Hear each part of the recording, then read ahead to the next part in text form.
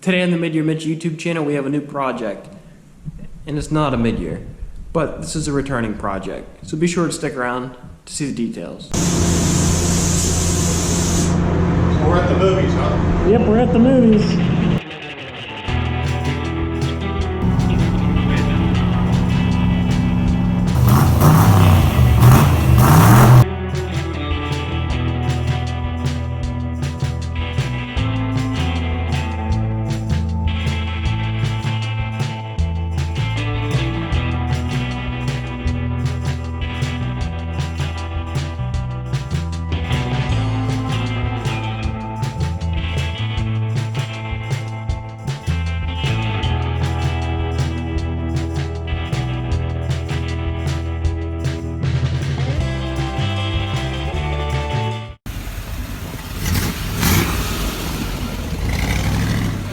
So, the first time in my garage, but this is the second time I've worked on this car. This is a 1960 Corvette. In this case, it's just the frame, but almost exactly a year ago, I did body work on this car at the body shop that painted my car.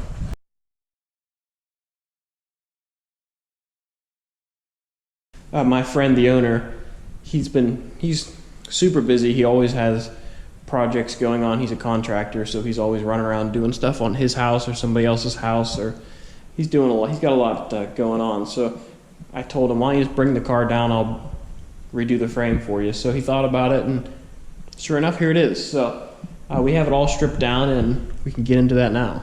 So we've got Greg's 60 Corvette frame here in the garage. So today we're gonna break it down, take a bunch of pictures to document it, take it apart and get it ready for sandblasting, get the main part powder coated. But you can see it's in really nice shape. You can still see the metal's like perfect. It still has discoloration from whenever it was originally welded. The thing is really solid, so it should just need taken apart, new bushings and bearings, and then pretty much put back together. So this is that car we did some body work on. It's 60 Fuelie. So I think Greg's going to do a lot of the assembly work. I'm just mainly going to focus on the frame, take it apart, and then the assembly for the frame. He's going to focus on the rear end, and he's going to upgrade the front to disc brakes. So a lot of the stuff in the front we're not going to end up using, but it's pretty bare. The car was never hit, so it's a nice straight frame. It's really not pitted or rusted. Still has a lot of original paint on it. So now we're gonna take wheels and tires off, take a bunch of pictures, and then we'll start to take this thing apart and get ready to go.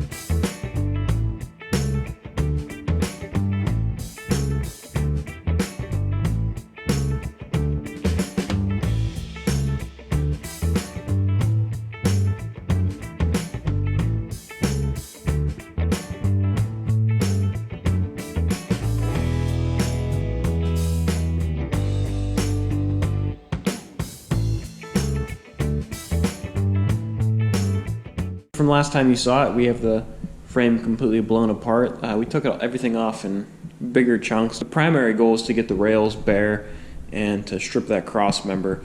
That way, those are the two big pieces getting powder coated. Everything else is and the A-arms, and everything else is going to get painted, or some parts are going to get replaced. The only soft part on the frame is the battery tray, so I just picked up a new one at Corvette World, and instead of welding it on the bottom here and on this back bracket, I think I'm just going to cut the welds because these braces are still good, and then I'll just drill these spot welds out and MIG weld this on, replace this. Up front, this cross member has two giant plates welded to it, so Frank could tow this with a, I don't know if he's going to tow it to the track or what his plan was, but he was going to tow the car around from that point. So I'm going to cut those off. We don't need those for where we're going. So then just have to move a couple miscellaneous things. There's some hangers, Got to finish drilling out some rivets there and remove any clips that are left on the frame. I'll degrease it a little bit. There's a little bit of grease up here in the front, and then the A-arms have a little bit. So we're just gonna take these two out, and then everything will go to the blasters. And then once the frame is gone, I'm going to start to take apart stuff like the front kingpin. He's probably going to switch to disc brakes, so I'm not sure what all components we're going to need to reuse in the front. The back, the rear end, he has the center section out of it already, so we'll take this apart, take the axles out, we'll blast these backing plates, sand up the housing, paint that, take apart the front steering. We're probably going to put all new tie rod ends and tubes on it, rebuild the third arm or third member, whatever they call it, rebuild all that stuff, rebuild some of the suspension bars, new bushings and everything in the sway bars, and we'll repaint everything as we go.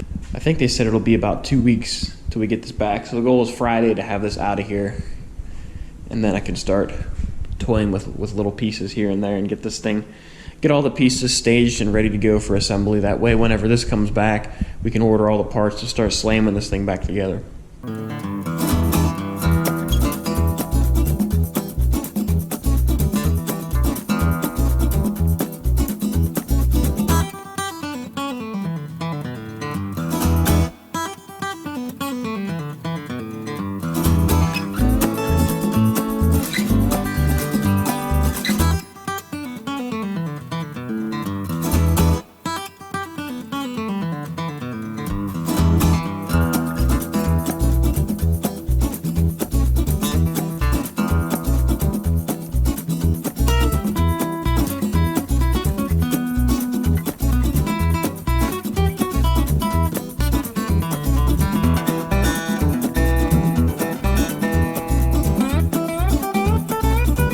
So I removed both plates off of here, and they are pretty serious. This crossmember definitely lost some weight because of those guys. Very heavy duty. So I ended up just using some Harbor Freight cut-off discs to smooth this up, and it came out pretty darn nice. So I ended up finding a hole here and a hole here that I need to weld up, and I accidentally put a little gouge in there, so I'll weld that up.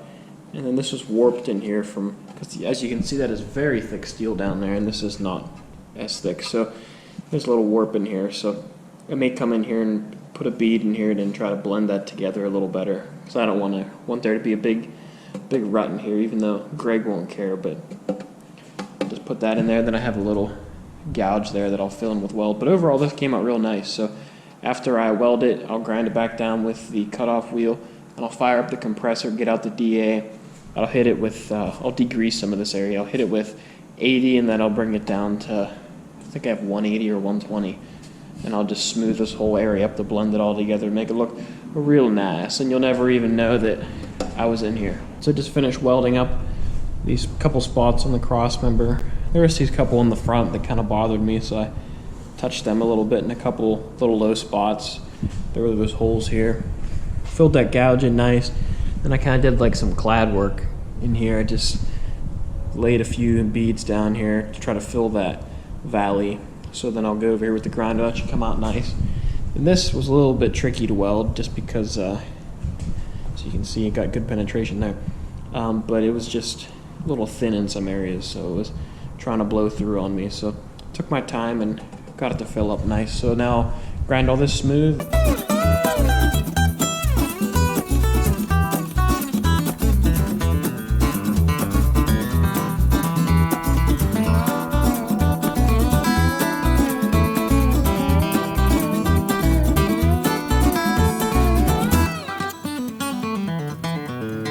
Alright, so I think I am done with this cross member. It turned out really, really good. I got all the welds nice and smooth, and you can hardly even tell that I was even in here.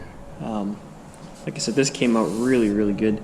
This was that area that was really, really low before, so filled that in. There's just a couple little marks. Some of that will fill up with powder coating, and some of it will just look like pits like we have over here. So it'll blend in, and it looks like there was a little bit of warpage here from I didn't notice, but that's just part of the history of the cross member. And once it's under the car and powder coated, you will never know that anybody did anything to this. So I'm happy with that.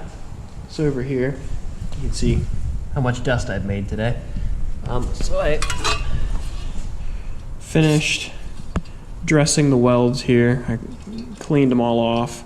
I drilled 2 more holes in here, and I opened these ones up. I used my step drill bit, my handy dandy Harbor Freight step drill bit, to bevel the holes out a little bit, and it makes quick work of these holes. So I put some etching primer on here, some weld through etching primer, and I had a little boo-boo there whenever I was working earlier. I accidentally cut through this bracket, so I just got the MIG out and put a tack there, cleaned that bracket up. So now this fits on here nice. I'll clamp it down, put some tacks in these corners, and I'll put my beads on the outside. Cleaned up the frame here so I can plug up these holes and start metalworking that stuff. Alright, so I just finished welding up the battery tray and filling these 3 holes on the frame, and they filled pretty nice. What I like to do when I fill a hole where I can't get a backer behind it, and it looks like we have a small fire inside the frame, is I like to, let me put that out. Alright, I put out the small fire. There's some crap inside the frame. Greg said a mouse might have had a nest in here, so I may have caught that on fire. So just blew some air in that. Good's good. You can see I got good penetration on those tacks there. But what I like to do is draw a little circle around the hole, like right on the edge, so that'll start to taper it in, because if you don't have a backer in here, you'll obviously just shoot wire through and fill the frame with wire. So just like to draw a little circle around there, let that start to cool, and then go back in there again and fill it. So those came out real nice. In the battery tray, once I grind these up a little bit, you'll never know that these were here. Normally these would have been spot welds from the factory, but I just drilled some holes, and this thing's not going anywhere. So I have 3 tack welds here, 2 in the corner, then I have some welds around each side here. So this thing's securely mounted, it's not going anywhere.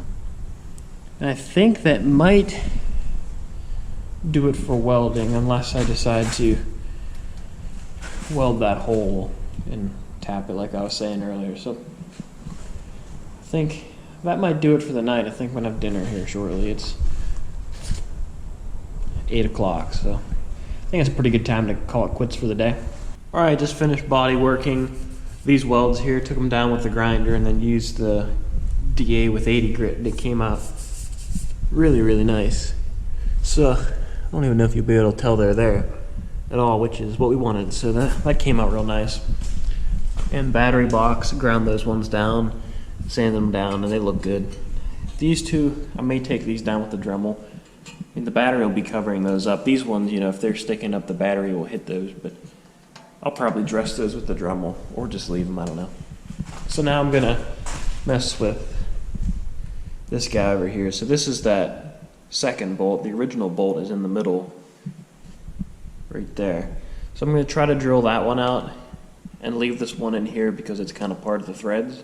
Drilled and tapped the one hole that was the one bolt that was broken, and then I ground the other bolt flat, ground it out a little bit in here, put some weld in it, and cleaned it all up. So that other bolt is part of the threads for that hole, and I didn't want it to fall out, and I wanted it to look nice and finished, so I welded it up, and you'll never know that anything happened there. So first I'm just going to start off by cleaning the area up. There's some burrs out here. Just want to get good metal to weld to, so I have 80 on my DA.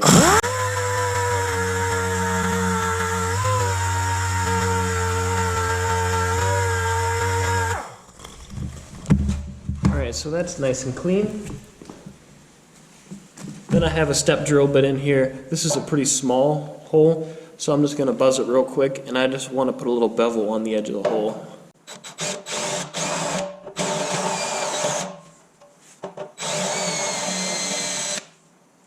Alright, so that beveled the hole just a little bit to help the weld. So fire bar machine. Alright, so I got everything hooked up. Now I'm going to do is come in here with the MIG, start in the outside of the hole, to work my way in. This one's pretty small, so it should be pretty Should be pretty quick and easy.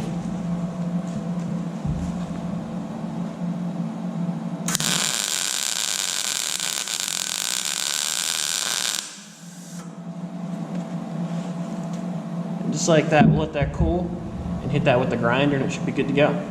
So now that we got that welded up, I'm going to take my grinder with a cutoff wheel on it and clean up the surface, and then I have my DA with a fresh piece of 80 grit on it that we'll finish it off with, and then it should be ready for powder coating after that.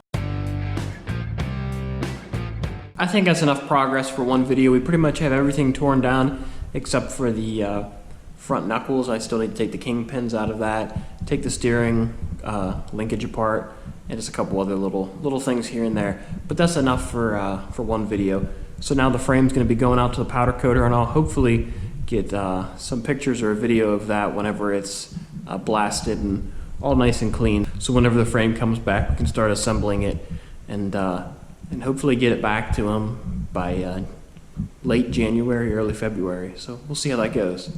If you enjoyed the video, please give it a thumbs up. Be sure to check out the rest of my videos on the channel and stick around because we have a new project and I have a lot of work to do. I'll catch you guys later.